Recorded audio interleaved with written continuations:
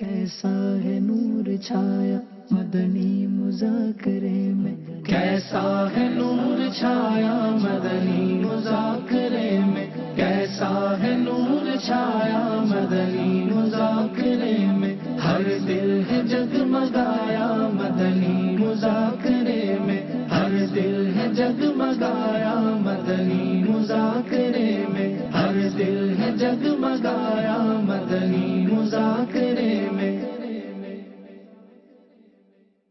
حضرت ابو ہریرہ رضی اللہ تعالیٰ عنہ سے روایت ہے کہ خاتم النبیین صلی اللہ تعالیٰ علیہ وآلہ وسلم نے فرمایا،